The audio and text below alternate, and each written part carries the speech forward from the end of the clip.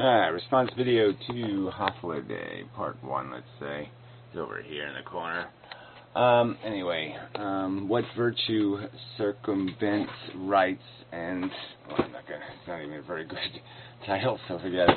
Anyway, it's on this whole idea of why there is such a thing as animal rights are the value equation in terms of even human rights, and how we perceive rights. And again, I've attempted to point out there's two different kinds of rights. There's these absolute kind, this absolute value, this subjective value, and then there's this social contract mush where we, try to be polite and non-offensive and live with each other without imposing on each other. But obviously there's a right and wrong behavior. We can tell people that that's risk behavior, you shouldn't do it. And it just depends on how high the risk is whether we have a right to interfere. And we try not to interfere if it's their own judgment and they're going to blow themselves up. Then we say, well, go ahead, idiot, but you're an idiot. It's like buying lottery tickets. We don't stop people from doing something stupid. Okay, but it's stupid nonetheless. All right. So you in his video, I don't have time to do the whole video, so I'll just do it in pieces. So I've gotten through the first 5.5 minutes. He concedes the argument that consciousnesses have these unpleasant states, but he talks about the value equation as if it's their internal value equation. And the argument isn't that it's some internal process of understanding suffering. No, it's a external fact of the game. So again, it's acknowledging that the property is sentience. That's what we're talking about. We're talking about this thing that we have, a property, sentience, and that this sentience thing creates a property called value. That's a property of being sentient, is that you are in value states. It's not something you think about, it's something that is. Alright, so it's not some kind of, you don't have an internal value equation. You are a pawn on a board. You are a checker on a board with all the other checkers.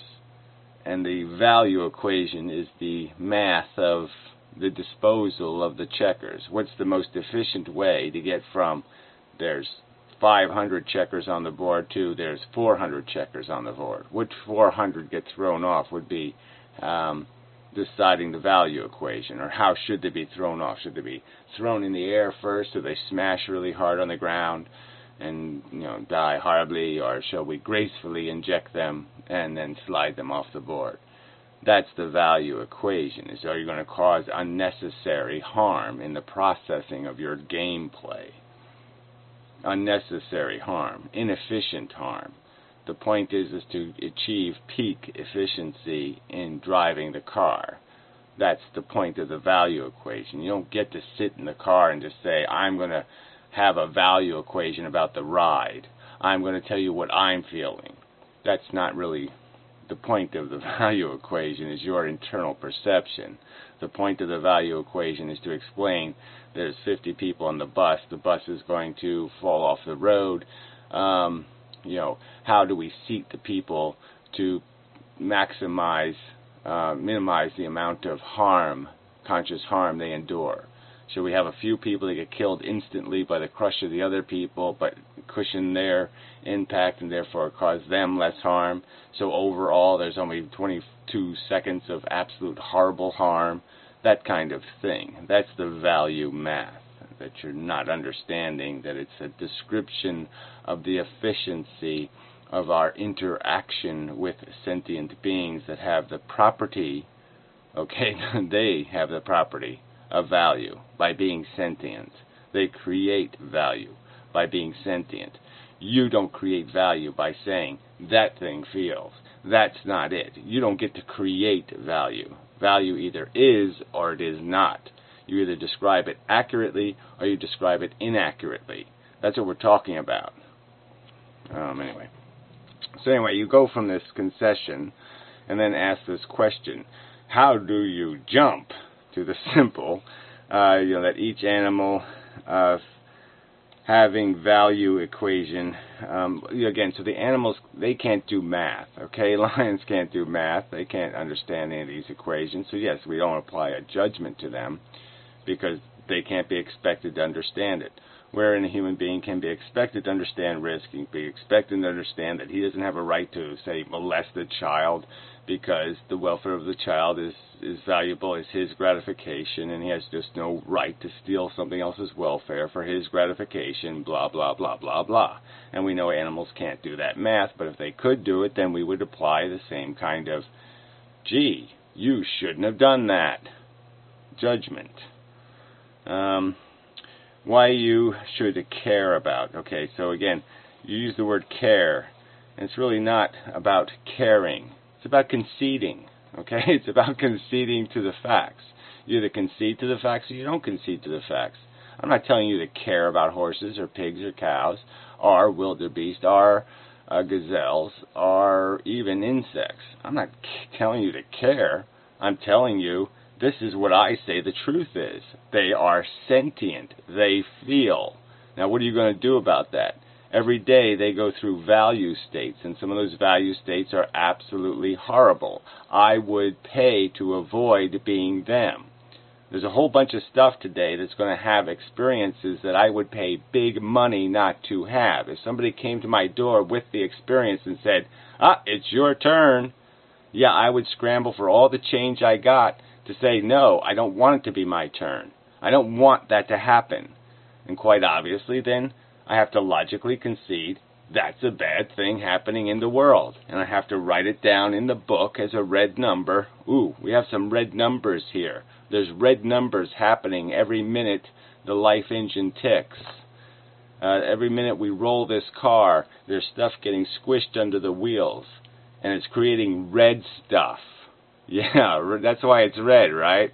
Yeah, that's the metaphorical truth of it, that they came up with red because red sort of looks like blood, right? And blood gushing isn't good.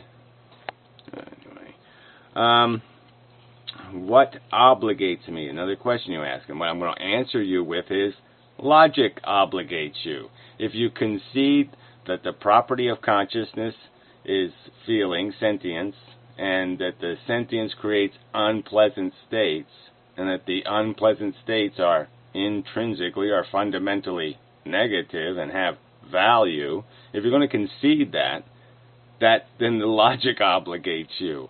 Okay? I can't, whether I'm looking in the mirror seeing myself and saying, that guy has value, or I'm looking out the window seeing somebody else, it's the same value. Me, them. Me, them.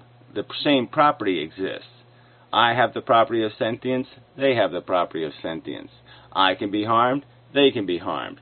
Now, my intelligence can't make a distinction except through bigotry. It can only through some preposterous bigotry say, somehow, my welfare is important, its welfare isn't. So that's what obligates you is logic. You're either, if you concede the premises, if you concede the properties, okay, the properties are in the things. Okay, they're not there for you to decide whether it is or isn't. If you concede it exists and you concede it has the properties, you're obligated to acknowledge the properties. And your properties aren't substantially superior in some fundamental way. You have no reason to believe your properties are significantly different than their property of sentience. So how the hell can you possibly not be obligated by logic to concede the value? So again, it's not about caring. It's about acknowledging. It's about recognizing. Not caring. I mean, caring in an intellectual sense, yes, that's what I'm arguing for. I'm arguing for an intellectual recognition. And the fact that once you recognize something else's welfare is the same as your own, and then you might have this capacity to feel their pain in the sense that you could imagine yourself being subjected to the same circumstances and say, I wouldn't want that to happen, then again, it just seems logical that you would concede that it happening to them is no better than it happening to you. You can't find any logical reason to think it's better that they have it than you. not logically. Anyway. Alright, the property of value is in it, not in your judgment of it. So again, the fact that there was sentience on Earth long before human beings started speaking of a language is just a truth.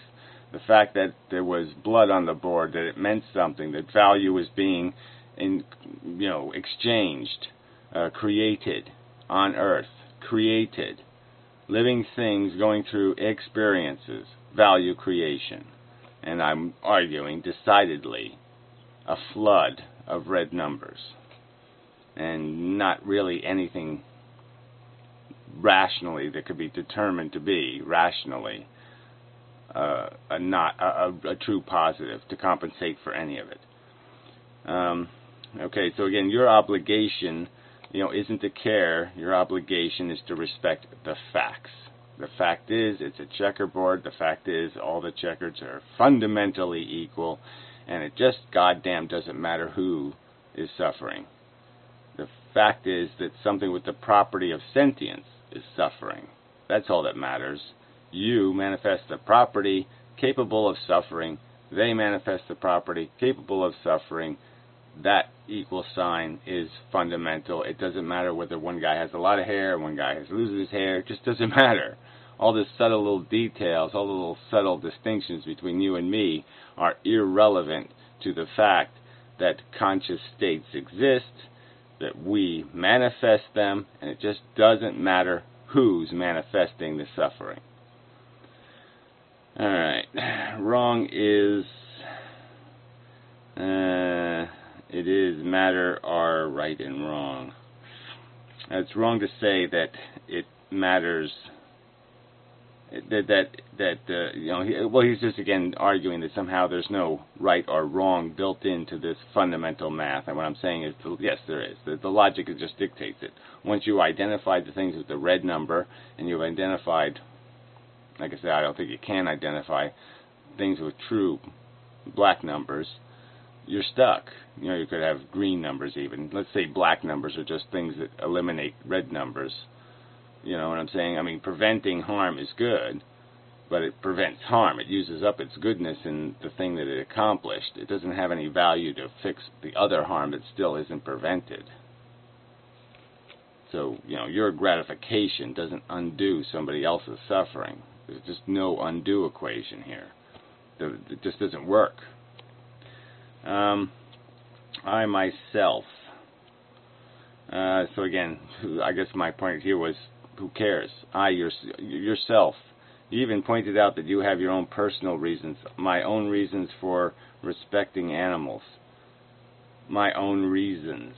See, that statement in itself is kind of flawed, isn't it? I mean, reason. Reason. It's not your own reason. If I have a reason, it's a reason. It's the reason. It's logical. It's not something I personally possess. It's something that is completely exchangeable. So it'd be stupid for somebody to have my own reason. Either logic applies in the whole universe or it applies nowhere. There's no point in saying logic only applies inside of me. My reasons are my special super reasons, and your reasons are some other kind of reasons. There's either logic or there isn't logic. You're either applying logic or you're not applying logic. And if you're not applying logic, you're not applying reason. Anyway. Describing reality, not yourself. Okay, we were right there. So empathy, you brought up empathy, and again, it's another tricky word. I'm not opposed to the word empathy, but it's caught up in so much emotional baggage.